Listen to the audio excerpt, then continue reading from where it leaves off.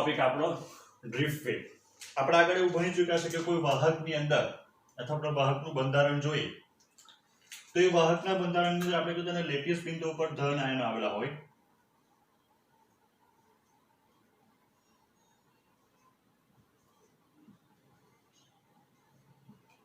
અને આ ધન આયનની વચ્ચે તો વાહક પદાર્થની અંદર જેમ કહેવાય કે ઇલેક્ટ્રોન જે છે એ ઇલેક્ટ્રોન મુક્ત વિદ્યુતભાર તરીકે વર્તે.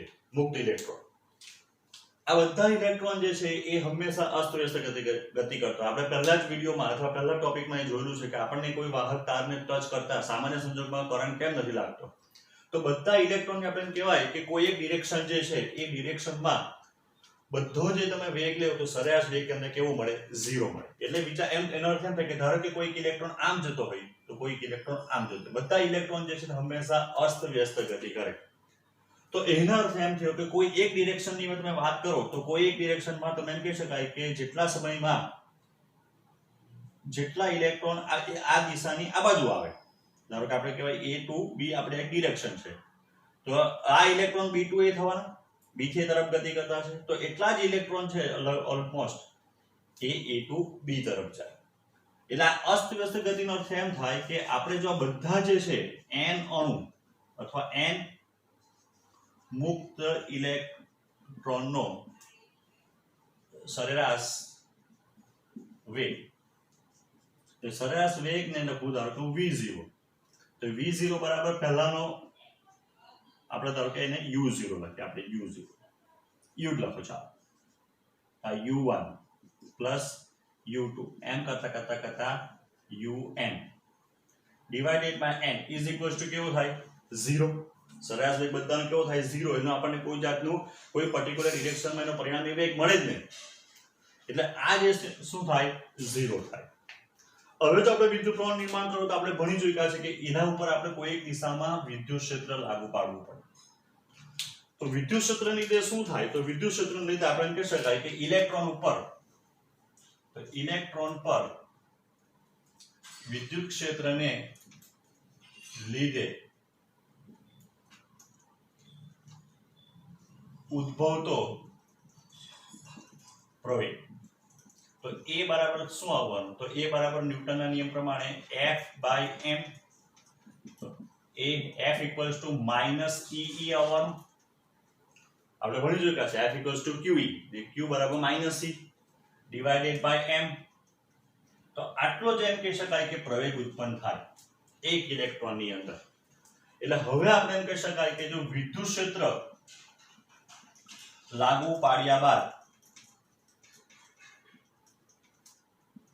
એક ઇલેક્ટ્રોન કે મુક્ત ઇલેક્ટ્રોન નો ટાઉ સમય પછી નો વેગ. હવે આ ટાઉ શું છે તેની ચર્ચા કરીએ. તો અહીંયા આ ધારો કે આપણે ઇલેક્ટ્રોનનો વિચાર કરીએ તો ઇલેક્ટ્રોન શું કરતા? ઇલેક્ટ્રોન હંમેશા અસ્તવ્યસ્ત ગતિ કરે. અસ્તવ્યસ્ત ગતિ કરે એનો અર્થ શું થાય કે ધારો કે આ એક ઇલેક્ટ્રોન છે એ ધન આયન સાથે અથડાય, બરાબર છે. આપણે વાહકમાં આગળ ભણી ચૂક્યા છે કે વાહકનો અવરોધ ઉત્પન્ન થાય. એ અવરોધ ઉત્પન્ન થવા માટેનું કારણ શું? કે જ્યારે ઇલેક્ટ્રોન આ વાહકની અંદર ગતિ કરતો હોય વિદ્યુત ક્ષેત્રની હાજરીમાં ગેરહાજરીમાં કોઈ પણ સંજોગોમાં, તો એ ધન આયન સાથે અથડાય. જેવો અથડાય એટલે એ ઇલેક્ટ્રોનનો વેગ કેવો થઈ જાય? 0. જો વિદ્યુત ક્ષેત્રની હાજરી એ પ્રવેગિત ગતિ કરે, આટલોનો પ્રવેગ ઉત્પન્ન થાય, એ ધારો કે અથડાઈને આ દિશામાં ગતિ કરે એટલે વેગ 0 થાય, ફરી પાછો વેગ પ્રાપ્ત કરે. તો હવે માની લે કે ઇલેક્ટ્રોન જો ધારો કે આ દિશામાં જતો હોય, મને વિદ્યુત ક્ષેત્ર આપણે આમ લાગુ કારણ કે ઇલેક્ટ્રોન આ દિશામાં જતો છે એવું વિચારીએ, તો હવે આપણે એમ કહી શકીએ આ ઇલેક્ટ્રોન આ પહેલી અથડામણ, આની બીજી, પહેલો સંઘાત બીજો સંઘાત, તો બે ક્રમિક સંઘાત વચ્ચે જે છે એમ કહેવાય કે કોઈ પ્રકારનો બીજા ધન આયન સાથે કે ઇલેક્ટ્રોન સાથે સંઘાત કરતો નથી. તો બે ક્રમિક સંઘાત વચ્ચેનો જે સમયગાળો આવે એ સમયગાળાને કહેવાય relaxation time. Relaxation time tau કહેવાય, બરાબર. એટલે અહીંયા અથડાયો તો વેગ 0 થઈ ગયો, ફરી પાછો ગતિમાં આવ્યો, એનો વેગ પ્રાપ્ત કર્યો, એ વેગ આપણે અત્યારે શોધવાના છે. તો આપણે એમ કહી શકાય કે એનો વેગ જે છે તે v1 બરાબર u1 સદિશ સ્વરૂપે લખીએ પ્લસ a ટાઉ 1, બરાબર. એ પ્રમાણે બીજા ઇલેક્ટ્રોન માટે v2 બરાબર u2 પ્લસ a tau 2 એમ કરતા કરતા જો આપણે n ઇલેક્ટ્રોન માટે લઈએ તો vn is equals to un plus a tau n એટલે કે આ બધા ઇલેક્ટ્રોન 1 નંબર ઇલેક્ટ્રોન 2 ને 3 4 5 જેટલા બી ઇલેક્ટ્રોન બધાનો ટાઉ સમય પછીનો જો આપણે વેગ શોધીએ તો વેગ આપણને આ રીતના મળે. આવા જે બધા વેગ મળે ઇલેક્ટ્રોનના એનો જ આપણે સરેરાશ વેગ શોધીએ એને હું vd ગણું તો a equals to શું થવાનું vd તો v1 + v2 + એમ કરતા કરતા vn divided by n number of electron જે છે તે આપણા જે બધા ઇલેક્ટ્રોન આપણે વિદ્યુત ક્ષેત્રની હાજરીમાં જે વેગ મળે એ વેગનો આપણે શું શોધો તો સરેરાશ વેગ શોધો. હવે એ શોધવાનો પ્રયત્ન કરીએ તો vd = u1 આપણે શોધેલું છે સદિશ plus a tau 1 u2 plus a tau 2 એમ કરતા કરતા plus un plus an tau n divided by n આટલું આપણને મળે.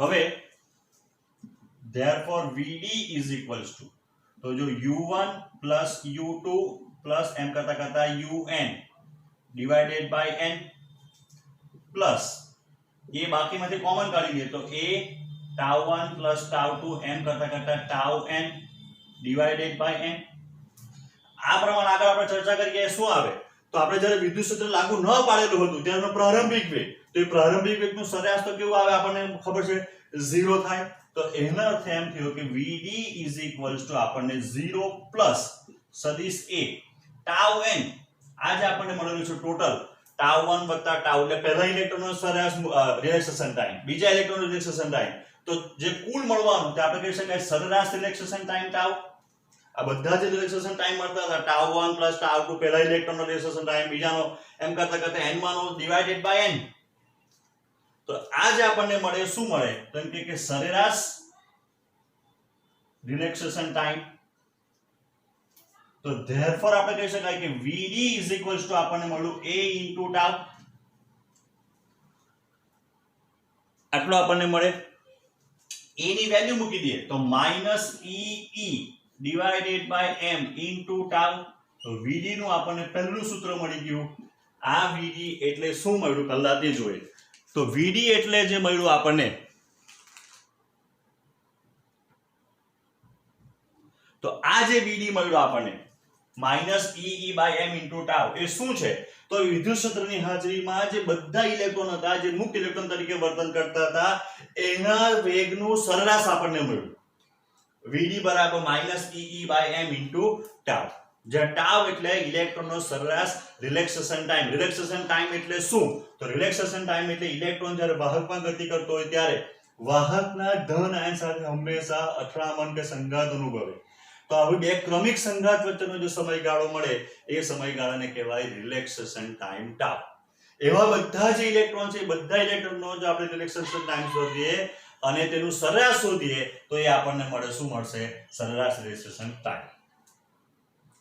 તો ડ્રિફ્ટ વેગની જો સમજૂતી આપણે તો ડ્રિફ્ટ વેગ કોને કહેવાય લેખિતમાં વાત કરીએ એની વ્યાખ્યા આપવી તો ડ્રિફ્ટ વેગ એટલે વાહકની અંદર વિદ્યુત ક્ષેત્રની હાજરીમાં વિદ્યુત ક્ષેત્રની વિરુદ્ધ દિશામાં લાગતા બળની અસર હેઠળ ઇલેક્ટ્રોને જે વેગ પ્રાપ્ત કરે એ વેગનો સરેરાશ જે વેગ મળે આપણને એ વેગને શું કહેવાય એનો ડ્રિફ્ટ વેગ કહેવાય.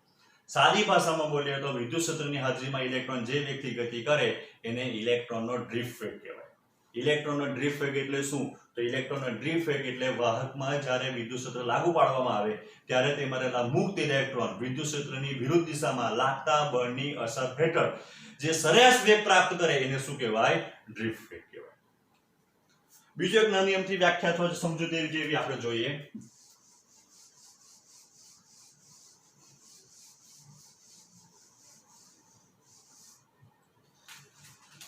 ધારો કે કોઈ એક ઇલેક્ટ્રોન છે આ ઇલેક્ટ્રોન વિદ્યુત ક્ષેત્રની ગેરહાજરીમાં આ અસ્તવ્યસ્ત માર્ગ પર ગતિ કરતો છે. આ એનો A પથ, આ એનો B જગ્યા. એટલે કોઈ એક ઇલેક્ટ્રોન જે છે એ કોઈ એક ઇલેક્ટ્રોન અહીંયા આ માર્ગે અસ્તવ્યસ્ત માર્ગે A થી B સુધી ગતિ કરતો છે વિદ્યુત ક્ષેત્રની ગેરહાજરીમાં. હવે આ દિશામાં વિદ્યુત ક્ષેત્ર લાગુ પાડીએ આપણે E, એટલે હવે ઇલેક્ટ્રોન જે છે એ વિદ્યુત ક્ષેત્રની હાજરીમાં ગતિ કરવાનો. તો હવે જો વિદ્યુત ક્ષેત્રની હાજરીમાં ગતિ કરે તો માની લે કે આ ગતિ કરી આ માર્ગ પર. તો હવે આપણે એમ કહી શકાય કે ઇલેક્ટ્રોન જે છે એ ઇલેક્ટ્રોન B થી B' જેટલું, આપણે આ B બિંદુ છે, આ B' બિંદુ છે, તો ઇલેક્ટ્રોન જેમ કહેવાય B થી B' જેટલું, કારણ કે પહેલા વિદ્યુત ક્ષેત્રની ગેરહાજરી જ્યારે હતો તે ઇલેક્ટ્રોન પોતે મુક્ત હતો, એ ગમે તે દિશામાં ગતિ કરી શકતો હતો પોતાની થર્મલ એનર્જી ઉષ્મીય ઊર્જાને લીધે, બરાબર છે. પણ હવે જે ઇલેક્ટ્રોન જે છે એ ઇલેક્ટ્રોન હવે શું છે, તો હવે આપણે એમ કહી શકાય કે એ ઇલેક્ટ્રોન વિદ્યુત ક્ષેત્રની હાજરીમાં ગતિ કરતો છે.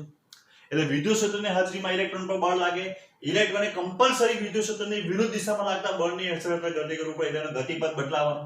તો આ જે તૂટક રેખા જે બતાવી એ માની લે કે વિદ્યુત ક્ષેત્રની હાજરીમાં એનો ગતિપથ છે. તો હવે વિદ્યુત ક્ષેત્રની હાજરીમાં જો એનો ગતિપથ આ મળતો હોય તો વિદ્યુત ક્ષેત્રની ગેરહાજરીમાં B, વિદ્યુત ક્ષેત્રની હાજરીમાં B', તો ઇલેક્ટ્રોન એમ કહેવાય B થી B' જેટલો ડ્રિફ્ટ થયો, ડ્રિફ્ટ ખસી ગયો. તો B થી B' જેટલું સ્થાનાંતર અનુરૂપ જેનો વેગ મળે એ વેગને પણ શું કહેવાય, ઇલેક્ટ્રોનનો ડ્રિફ્ટ વેગ કહેવાય. Vd બરાબર -Te/m * τ, એ આપણને એનું પહેલું સૂત્ર મળે. બીજા આપણે અથવા આગળ જો થિયરી જોવાના છે કે વિદ્યુત ક્ષેત્રના બીજા સ્વરૂપમાં ડ્રિફ્ટ વેગનું. હવે આગળ વિદ્યુત પ્રવાહ અને ડ્રિફ્ટ વેગ વચ્ચેનો સંબંધ. આપણે એક ડ્રિફ્ટ વેગનું સૂત્ર આવી ગયા છે કે Vd બરાબર -Ee/m * τ. મૂલ્યની દ્રષ્ટિએ જોઈએ તો Vd બરાબર આપણને સૂત્ર મળશે Ee/m * τ. તો હવે આપણે એમ કહી શકાય કે આ માઈનસ એવું બતાવે કે વિદ્યુત ક્ષેત્રની વિરુદ્ધ દિશામાં ડ્રિફ્ટ વેગની દિશા હોય. આપણે એક 20 વોલ્ટની બેટરી સાથે એક વાહક જોડ્યો કે જેની લંબાઈ L છે. વાહક એટલે આપણે કોઈ ધાતુનો તાર સળિયો એવું છે જેનો આડછેદનું ક્ષેત્રફળ A છે. પહેલા તમારી વિદ્યુત પ્રવાહનું નિર્માણ થવાનું, એટલે કે આપણે વિદ્યુત સ્થિતિમાન લાગુ પડે વિદ્યુત પ્રવાહનું વહન થાય. તો આ દિશામાં આપણો રૈવાજિક પ્રવાહ I વહન પામે. જો એ દિશામાં રૈવાજિક પ્રવાહ વહન પામતો હોય તેની વિરુદ્ધ દિશામાં જે છે એ ઇલેક્ટ્રોન ગતિ કરે. આ જે વાહક છે એના માટે આપણે સ્મોલ n વ્યાખ્યાયિત કરીએ. સ્મોલ એટલે એક શબ્દમાં લખવું તો સંખ્યા ઘનતા, અથવા આપણે એમ કહી શકાય કે ભાઈ એકમ કદ દીઠ મુક્ત ઇલેક્ટ્રોનની સંખ્યા, જે આશરે ધાતુઓમાં 10⁻23 જેટલી હોય. તો હવે આપણે શું વિચાર કરવાનો છે કે આપણે પહેલું જે શોધવાનું છે શું શોધવાનું કે વાહકમાંથી વહેતો વિદ્યુત પ્રવાહ અને ડ્રિફ્ટ વેગ વચ્ચેનો સંબંધ તારવવાનો. તો વિદ્યુત પ્રવાહ માટેનું આપણી પાસે એક સૂત્ર છે I બરાબર Q/T. જો Q જેટલો વિદ્યુત ભાર T જેટલા સમયમાં કોઈ પણ વાહકમાંથી પસાર થાય તો એમાંથી પસાર થતો વિદ્યુત પ્રવાહ જે છે આપણે લખી શકીએ કે I બરાબર Q/T. તો પહેલા આપણે શું શોધીએ કે આ જે વાહક છે એ વાહકની અંદર કેટલો વિદ્યુત ભારિત કણો છે. તો આપણે લખીએ ભાઈ L લંબાઈમાં રહેલા વિદ્યુત ભારિત કણની સંખ્યા, હું ધારો કે એને કેપિટલ N ગણું. જો 10 ઇલેક્ટ્રોન એટલે કણોની સંખ્યા 10, પણ વિદ્યુત ભાર તો 10 × 1.6 × -19 કુલમ. વિદ્યુત ભારિત કણોની સંખ્યા જુદી છે ને વિદ્યુત ભાર જુદો છે. તો અત્યારે આપણે ખાલી સંખ્યા શોધતા છે. તો એ સંખ્યા કેટલી આવશે તો NaL. ભાઈ કેવી રીતના આવી ગયું? તો આપણે કીધું સ્મોલ n એટલે એકમ કદમાં કેટલા હોય n જેટલા, તો v જેટલા કદમાં કેટલા હોય તો n × v જેટલા. વાહકનું કદ કેટલું થાય તો v બરાબર a × l જેટલું થાય, આડછેદનું ક્ષેત્રફળ ગુણ્યા લંબાઈ. આટલા તો આપણને શું મળે વિદ્યુત ભારિત કણોની સંખ્યા. તો હવે આપણે કહી શકાય કે l લંબાઈ ના વાહકમાં રહેલો વિદ્યુત ભાર, તો એને હું Q ગણું તો કેપિટલ N × E. એક વિદ્યુત ભાર હતો, એક ઇલેક્ટ્રોન હતો તો E જેટલો, આ તો કેટલા છે n જેટલા. તો ધેરફોર Q બરાબર આપણને શું મળે તો Q બરાબર NaL × E, ધારો કે સમીકરણ 1. હવે અહીંયા આપણે કીધું કે વિદ્યુત સ્થિતિમાન તફાવત લાગુ પાડ્યો. જો વિદ્યુત સ્થિતિમાન તફાવત લાગુ પાડ્યો હોય તો ઇનડાયરેક્ટલી આપણે કહી શકાય કે આપણે વાહકની અંદર વિદ્યુત ક્ષેત્ર બી લાગુ પાડ્યું જે આ દિશામાં આપણને મળે ને ઇલેક્ટ્રોન એની વિરુદ્ધ દિશામાં ગતિ કરતા છે.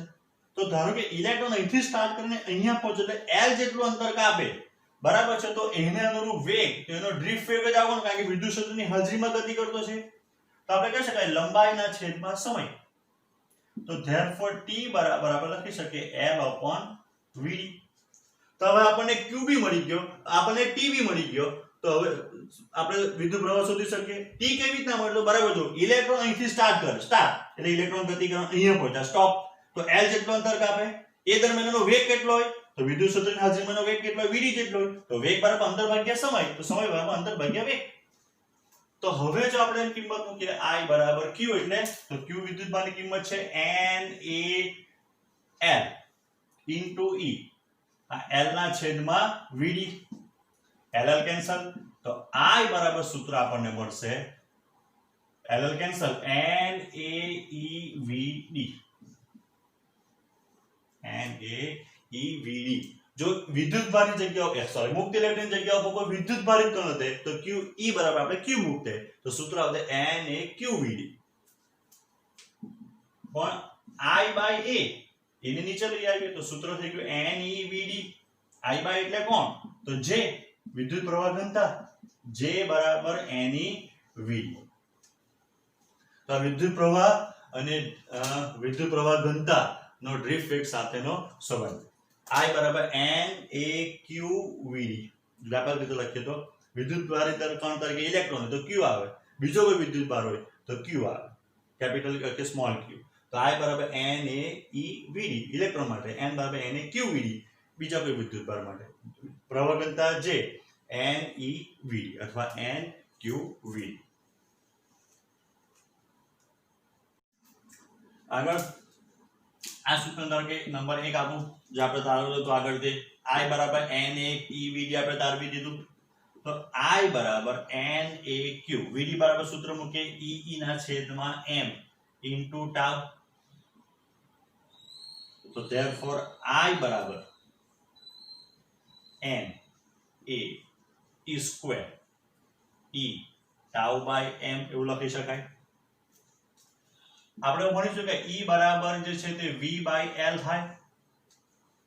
આગળ સૂત્ર જોઈ ગયા છે જો કે જે વાહક હતો એ વાહકના બે છેડા વચ્ચે જો આપણે વિદ્યુત ક્ષેત્ર લાગુ પાડેલું હોય તો વાહકના બે છેડા વચ્ચે આપણે એમ કહી શકાય કે વિદ્યુત સ્થિતિમાનનો તફાવત જે છે એ V હોય અને તેની લંબાઈ L હોય.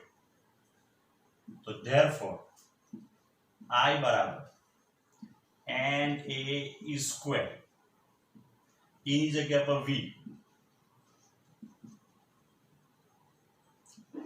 E ની જગ્યા પર શું મૂક્યું? અહીંયા જે E હતો એની જગ્યા પર V by L.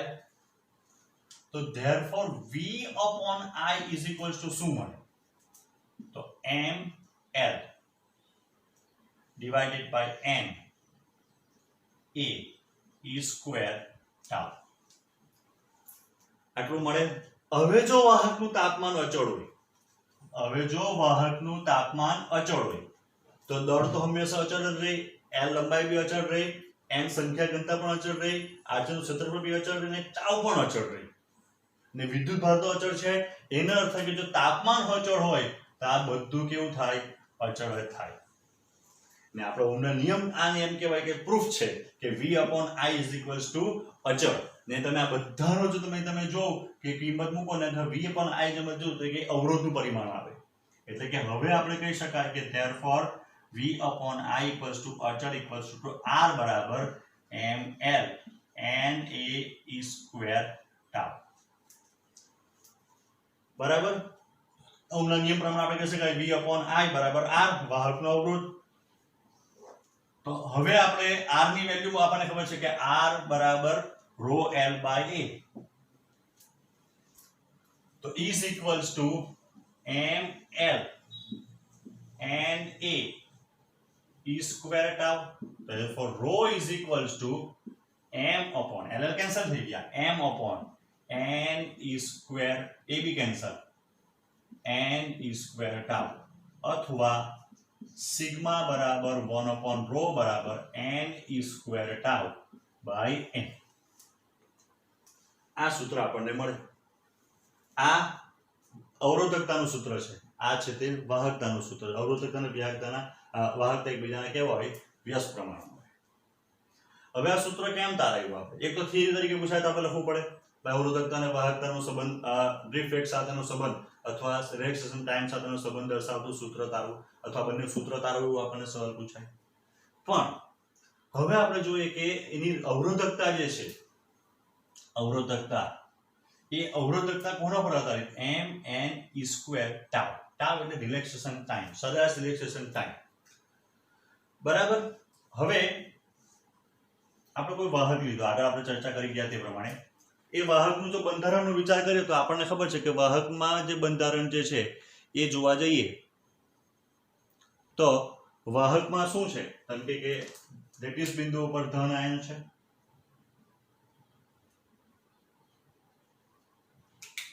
હવે ઇલેક્ટ્રોન શું કરે? તો ઇલેક્ટ્રોન આપણે કે અથડાતો ગતિ કરે. આ બે ક્રમિક અથડામણ વચ્ચે ઇલેક્ટ્રોન જે છે એ જે કોઈ પણ જાતનો સંઘાત અનુભવતો નથી, તો એને આપણે કહેતા હતા રિલેક્સેશન ટાઈમ, એ સમયને. હવે જેમ જેમ વાહકનું તાપમાન વધારીએ તો તાપમાન વધારવાથી ધન આયન ઉપર શું થાય? તો આપણે 11મા ધોરણમાં ભણી ગયું કે ધન આયનો દેખાય આપણને ભલે સ્થિર, પણ એ લોકો શું કરતા છે? પોતાના મધ્યમાન સ્થાનની આજુબાજુ કંપન કરતા હોય.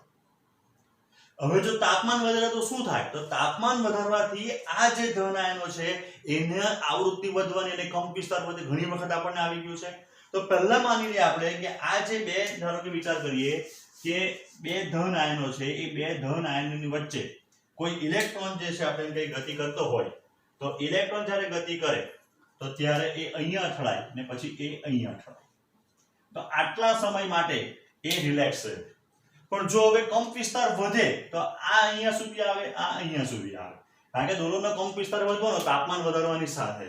તો ઇલેક્ટ્રોન માટે જે રિલેક્સેશન ટાઈમ જે છે ટાઉ, એ ઘટવાનો. રિલેક્સેશન ટાઈમ શું થાય? ટાઉ જે છે તો શું થાય? ઘટે. જો ટાઉ ઘટે તો અવરોધકતા વધે, ને અવરોધકતા જો વધે તો વાહકનો અવરોધ જે અવરોધકતાના સમપ્રમાણમાં છે. એટલે આપણે તે પ્રેક્ટિકલી જોયું કે જ્યારે આપણે વાહકને ગરમ કરતા હતા તો ત્યારે વાહકનો અવરોધ વધવાથી પ્રવાહ ઘટતો હતો. તો અહીંયા આપણે થિયરિટિકલ સાબિત કર્યું સૂત્ર દ્વારા કે ભાઈ પહેલા તો અવરોધ કોની લીધે લાગે? તો જ્યારે ઇલેક્ટ્રોન આ વાહકમાં ગતિ કરે તો વાહકમાં રહેલા ધન આયનો સાથે અથડામણ અનુભવે, ને એ અથડામણને લીધે વાહકનો અવરોધ ઉત્પન્ન થાય. હવે જ્યારે તાપમાન વધારીએ આપણે તો તાપમાન વધારવાથી એની અસર ધન આયન પર થાય, અને જે ધન આયન જે છે એ ધન આયન શું કરશે? તો પોતાના મધ્યમાન સ્થાનની આજુબાજુ જે કંપન કરતા હતા, બરાબર, એ કંપનને શું કરશે? તો એ કંપન જે છે એ ધન આયનો જે છે એનો કંપ વિસ્તાર વધશે અને આવૃત્તિ વધે. કંપ વિસ્તાર વધવાને લીધે ઇલેક્ટ્રોન સામાન્ય તાપમાને કે ઓછા તાપમાને જેટલા સમય સુધી રિલેક્સ રહી શકતા હતા એના કરતા રિલેક્સેશન ટાઈમ ઘટવાનો, કારણ કે આલોકનો કંપ વિસ્તાર વધવાનો. એટલે જો ટાઉ ઘટશે તો અવરોધકતા વધે, ને અવરોધકતા જો વધે તો આપણે સૂત્ર સાબિત કરી ગયા છે કે ભાઈ R બરાબર ρL/A. ρ વધવાથી શું થાય? તો એમ કે R વધે. એટલે વાહકનું તાપમાન વધારવાથી વાહકનો અવરોધમાં શું થાય? તો એમ કે વધારો થાય.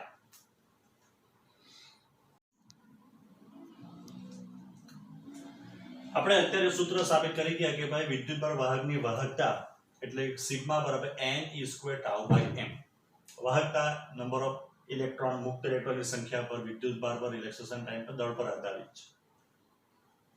પણ બીજો બી એક ફેક્ટર એવો છે કે જેના ઉપર વાહકતા કે પસાર થતો વિદ્યુત પ્રવાહ આધાર રાખે. ઉદાહરણ તરીકે આપણે જો કે n, તો n ના સમપ્રમાણમાં છે. n એટલે કોણ? તો વિદ્યુતભારિત કણોની સંખ્યા. બરાબર. એક ઉદાહરણ લઈએ કે ધારો કે આપણે વાહક જે પદાર્થ છે, તો વાહક પદાર્થની અંદર વિદ્યુતભાર વાહકો કોણ? વિદ્યુતભાર વાહકો એટલે મોબાઈલ ચાર્જ. તો વિદ્યુતભાર વાહકો એટલે કે જેને લીધે વિદ્યુત પ્રવાહનું નિર્માણ થાય, જેમાંથી વિદ્યુત પ્રવાહ સરળતાથી પસાર થાય. તો આપણને બધાને ખબર છે કે વાહકમાં જે મોબાઈલ ચાર્જ જે છે એ મુક્ત ઇલેક્ટ્રોન છે. વિદ્યુત દ્રાવણ ઇલેક્ટ્રોલાઇટ કે વિદ્યુત દ્રાવણની અંદર વાત કરીએ તો વિદ્યુત દ્રાવણની અંદર એ બંને પ્રકારના આયન, બંને પ્રકાર એટલે ધન આયન અને ઋણ આયન, મતલબમાં આયન જવાબદાર હોય. બરાબર છે. ધારો કે વિદ્યુતમાં આપણે કોપર સલ્ફેટ નાખ્યું Cu2SO4 પાણીમાં, તો એમાં વિદ્યુત પ્રવાહ નિર્માણ થવા માટે Cu+2 SO4- બંને જવાબદાર છે. Cu+2 SO4- બંને. એટલે વિદ્યુત આ. ધારો કે હવે વિચાર કરવામાં આવે કે ધારો કે કોઈ એક આમાં વાહક છે, જેટલા મુક્ત ઇલેક્ટ્રોન છે એટલા ધન આયન અને ઋણ આયન છે બંનેમાં. એટલે કે વાહકમાં ધારો કે 100 મુક્ત ઇલેક્ટ્રોન છે, આલોકમાં 100 ધન આયન છે, તો પણ આની વાહકતા વધારે હશે અથવા આમાંથી વિદ્યુત પ્રવાહ વધારે પસાર થાય. નોર્મલી વાહક પદાર્થોમાં જેમ કહેવાય વિદ્યુત દ્રાવણ કરતા વધારે વિદ્યુત પ્રવાહ પસાર થાય સરળતાથી, અથવા એની વાહકતા વધારે હોય. એનું કારણ આ લોકોનું દળ વધારે છે, આયનોનું. આ મુક્ત ઇલેક્ટ્રોન કરતા આયનોનું દળ વધારે છે, અને દળ વધારે છે તો વાહકતા ઓછી થાય. બરાબર. બીજી વસ્તુ કે જે વાહકો જે મુક્ત આપણે એમ કહેવાય કે વિદ્યુતભાર વાહકો, મોબાઈલ ચાર્જીસ, મુક્ત ઇલેક્ટ્રોન, ધન આયન, ઋણ આયન, એ કેટલી સરળતાથી અંદર હેરફેર કરી શકે, આવત જાવત કરી શકે, એના પર બી વાહકતા ડિપેન્ડ કરે. ત્રીજો આપણે લઈએ એક અહીંયા લખો, ત્રીજો સેમિકન્ડક્ટર એટલે કે અર્ધવાહક. અર્ધવાહક આપણે ભણી ચૂક્યા છે થોડું. સિલિકોન, જર્મેનિયમ, કાર્બન, આ બધા અર્ધવાહકો છે. ધારો કે સિલિકોનનો વિચાર કરીએ તો એક સિલિકોન બીજા 4 સિલિકોન સાથે આપણે એમ કહી શકાય સહસંયોજક બંધ બનાવે.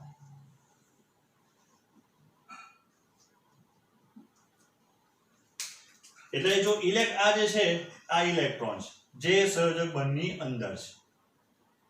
અહીંયાથી કોઈ સામાન્ય તાપમાન ઇલેક્ટ્રોન મુક્ત થઈ જાય તો આ મુક્ત ઇલેક્ટ્રોન જે વાહકમાં કોપર Cu+2 માં જે મુક્ત ઇલેક્ટ્રોન તો તેવો જ આ મુક્ત ઇલેક્ટ્રોન થઈ ગયો, જેને મુક્ત ઇલેક્ટ્રોન કહેવાય. આ જે જગ્યા જ્યાં પહેલા ઇલેક્ટ્રોન હતા હમણાં નથી પણ આવી શકે હા સંયોજક બંધની અંદર, તો એ ખાલી જગ્યાને કહેવાય હોલ. આપણે પાછળથી ડિટેલમાં ભણવાના છે, પણ અત્યારે આપણે જોઈ લઈએ કે સિલિકોન જે છે કે અર્ધવાહકોની અંદર જે સંયોજક બંધની અંદર જે ખાલી પડેલી જગ્યા છે, ખાલી કેવી રીતના પડવાની, તો કોઈ તાપમાને કે ઊંચા તાપમાને સંયોજક બંધ તૂટે, અને સંયોજક બંધ તૂટે ઇલેક્ટ્રોન બહાર આવી જવાનો. એ બહાર આવેલો ઇલેક્ટ્રોન જે છે એ મુક્ત ઇલેક્ટ્રોન કહેવાય. અને જ્યાં આ જે જગ્યા ખાલી પડી એ ખાલી જગ્યાને હોલ કહેવાય. ધારો કે કોઈ કસેથી બીજો ફરતો ઇલેક્ટ્રોન આવે અને આમાં સમાઈ જાય તો ફરી પાછો હોલ પૂરાઈ ગયો એમ કહેવાય. જ્યારે ઇલેક્ટ્રોન બહાર આવે તો હોલનું નિર્માણ થયું એમ કહેવાય. તો હોલ અને મુક્ત ઇલેક્ટ્રોન આ બંને જે છે એ સેમિકન્ડક્ટર કે અર્ધવાહકો માટે વિદ્યુતભાર વાહકો તરીકે વર્તે. એટલે આ ત્રણેય પ્રકારના પદાર્થમાં તમે જોવા જાવ તો મુક્ત ઇલેક્ટ્રોન, ધન આયન, ઋણ આયન, મુક્ત ઇલેક્ટ્રોન, હોલ, આ બધા જે વિદ્યુતભાર વાહકો કહેવાય. હવે કોઈ પણ પદાર્થમાંથી વિદ્યુત પ્રવાહ નિર્માણ થાય, પસાર થાય કે એની વાહકતા જે છે એ આ બધા ફેક્ટર પર તો આધારિત છે, પણ બીજો એક ફેક્ટર પર આધારિત છે કે એ મૂવમેન્ટ એ લોકો કેટલી સરળતાથી કરી શકે. વિદ્યુતભાર વાહકો કે વિદ્યુત પ્રવાહની ગતિ માટે જવાબદાર કોણ જવાબદાર વિદ્યુત પ્રવાહની ગતિ માટે? કેમ કે પેલું વિદ્યુત ક્ષેત્ર કોઈ એક દિશામાં, જો બધાને એક સરખા વિદ્યુત ક્ષેત્રમાં લાગુ પાડવામાં આવે, બરાબર છે, તો ત્યારે જેનું મૂવમેન્ટ વધારે હશે તો એનો વેગ વધારે હશે. તો આ બેનું કોમ્બિનેશનમાં આપણે જોવા જઈએ તો કોઈ કોમ્બિનેશન જેની મૂવમેન્ટ વધારે તેનો વેગ વધારે, બંને એક સરખું વિદ્યુત ક્ષેત્ર આપીએ એટલે એકમ વિદ્યુત ક્ષેત્ર દીઠ મળતા ડ્રિફ્ટ વેગને શું કહેવાય? તો તે વાહકની મોબિલિટી મ્યુ કહેવાય. એકમ વિદ્યુત ક્ષેત્ર દીઠ મળતા મુક્ત ડ્રિફ્ટ વેગને તે વાહકની શું કહેવાય? મોબિલિટી કહેવાય. બરાબર છે. મુક્ત ઇલેક્ટ્રોનની મોબિલિટી સૌથી વધારે, એટલે કે વાહકોની અંદર બહુ સરળતાથી મોટા પ્રમાણમાં જે છે એમ કહેવાય કે વિદ્યુત પ્રવાહનું નિર્માણ થાય, આપણે એમ કહી શકાય. બાકીના જે છે આપણે એમ કહેવાય કે વિદ્યુતભાર વાહકો કે આયનો જે છે અથવા જે હોલ જે છે એની મોબિલિટી પ્રમાણમાં ઓછી હોય. ચાલો, therefore mu બરાબર ડ્રિફ્ટ વેગનું સૂત્ર છે E/m into tau by capital E થઈ જવાનું. therefore mu બરાબર NEE, E તો કેન્સલ થઈ ગયો, by m. તો મોબિલિટી નું આપણે બીજું એક સૂત્ર મળે E tau by m.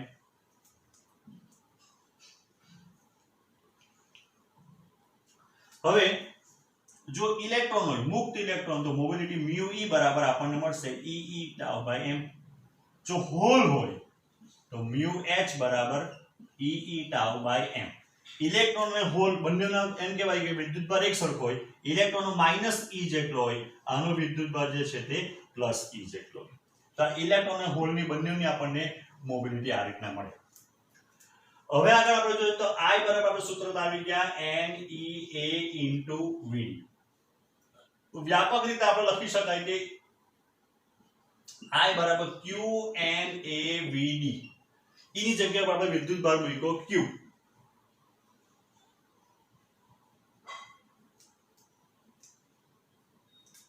Therefore I Q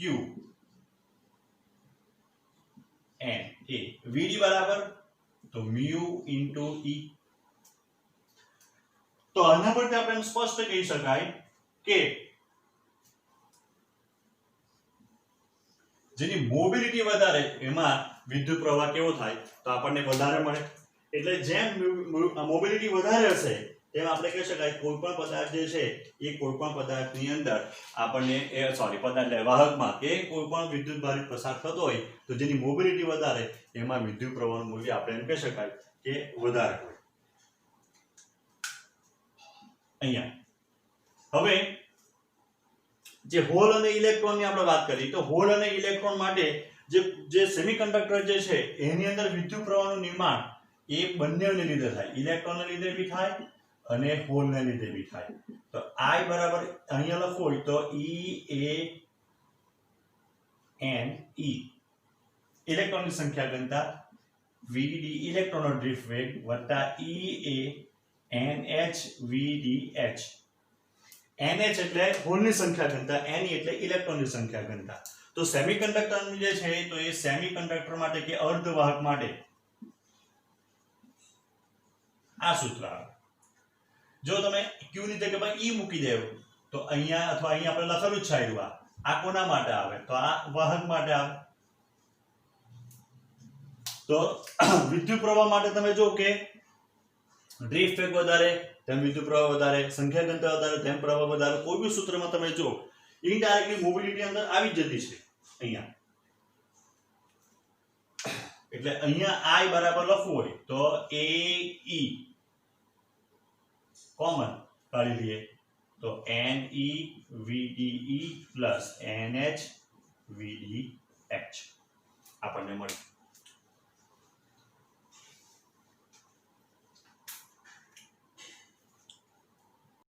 હવે એકમ વિદ્યુત ક્ષેત્ર ડ્રિફ્ટ વેગ આપણે સૂત્ર તારવી ગયા ડિવાઇડેડ બાય આપણે VD બાય E.